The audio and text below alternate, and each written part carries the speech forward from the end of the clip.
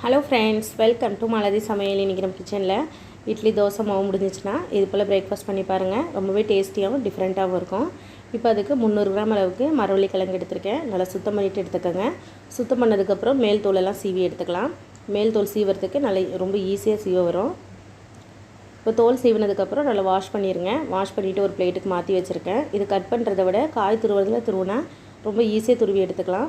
இப்போ இது போல் கேரட் துருவுறதில் மெலிசா உள்ளதில் துருவி எடுத்துக்கலாங்க. துருவுறதுக்கு ரொம்ப ஈஸியாக இருக்கும். பார்க்க உங்களுக்கு கஷ்டமாக இருந்த மாதிரி இருக்கும். ஈஸியாக துருவி எடுத்துக்கலாம். இப்போ நான் 2 கிழங்கையும் நல்லா துருவி எடுத்திருக்கேன். இந்த அளவுக்கு வந்திருக்கு. இப்போ இதில் தண்ணி எக்ஸ்ட்ரா உள்ள தண்ணியெல்லாம் நல்லா புழிஞ்சு எடுத்துடலாங்க. இப்போ கையை வச்சு புழிஞ்சிங்கனாலே நல்லா ஈஸியாக புழிஞ்சு வந்துடும். இல்லை நீங்கள் ஸ்ட்ரெயினர் வச்சு புழிஞ்சிக்கலாம். இப்போ கையாலேயே நல்லா புழிஞ்சிருங்க. புழிஞ்சிட்டு இதை மிக்ஸி ஜாருக்கு மாற்றி வச்சிடலாங்க.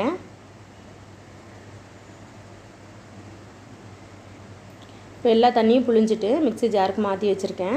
இது கொஞ்சம் பெருசாக இருக்குது, அதனால் குறகுறப்பாக அரைச்சிட்டு வந்துடலாம். ரொம்ப மையாக அரைக்க வேண்டாம். இந்த அளவுக்கு குறகுறப்பாக அரைச்சிக்கோங்க. தண்ணி எதுவும் சேர்க்க வேண்டாம். இந்த அளவுக்கு நல்லா கெட்டியாக இருக்கணும்.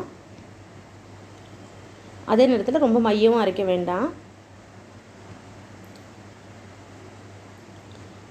இப்போ கிழங்கு இந்த அளவுக்கு இருக்கணும், நல்லா கெட்டியாக. இதோடவே நம்ம மசாலாலாம் சேர்த்துடலாம். மீடியம் சைஸ் ஒரு கேரட் எடுத்திருக்கேன், அதில் சேர்த்துடலாங்க. நல்லா துருவிட்டு சேர்த்துக்கோங்க.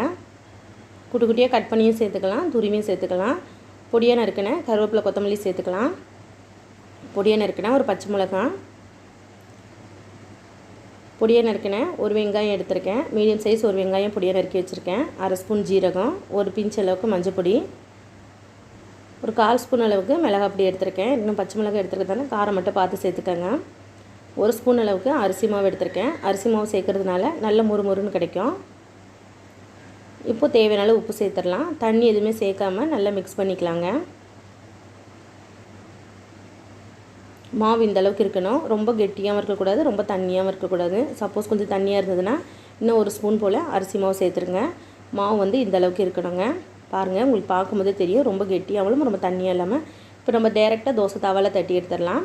கொஞ்சமாக ஆயில் ஸ்ப்ரெட் பண்ணிக்கோங்க. உங்களுக்கு தோசை தவாவில் டேரெக்டாக தட்ட முடியலன்னா வாழையில் இல்லைன்னா கவரில் தட்டிக்கோங்க. அடுப்பு தட்டும் போது நல்லா சிம்மில் வச்சுருங்க, இல்லைன்னா கருகுன மாதிரி ஆகிடும். எந்த அளவுக்கு மெலிசா தட்ட முடியுமோ அந்தளவுக்கு மெலிசா தட்டிட்டு அதுக்கு மேலே 1 ஸ்பூன் அளவுக்கு ஆயில் சேர்த்துடலாம். 1 நிமிஷம் மிதமான தீயில வேக வச்சு எடுத்துடலாங்க. இப்போ ஒரு பக்கம் வெந்திருக்கோம், திருப்பி போட்டுடலாம். இப்போ இந்த பக்கமும் 1 நிமிஷம் போல் வேக வச்சு எடுத்துக்கலாம். இப்போ 2 பக்கமும் நல்லா வந்திருக்கு. வெளியே எடுத்துடலாங்க. இருக்கிற மாவில் இது போல் தட்டி எடுத்துடலாம். நம்ம எடுத்துருக்க அளவுக்குன்னு பார்த்தீங்கன்னா 5 அடை கிட்ட கிடைக்கும். நம்மளுடைய மரவள்ளி கிழங்கு அடை தோசை சூப்பராக ரெடி ஆகிடுச்சு ஃப்ரெண்ட்ஸ். கார சட்னி தேங்காய் சட்னியோட ரொம்ப நல்லாயிருக்கும். சும்மா வெறும்னு சாப்பிட்டா கூட நல்லாயிருக்கும். இந்த வீடியோ உங்களுக்கு பிடிச்சிருந்ததுன்னா எங்கள் சேனலுக்கு லைக் பண்ணுங்கள், ஷேர் பண்ணுங்கள், கமெண்ட் பண்ணுங்கள். மறக்காமல் மலதி சமையலுக்கு சப்ஸ்கிரைப் பண்ணிக்கோங்க ஃப்ரெண்ட்ஸ். தேங்க்யூ.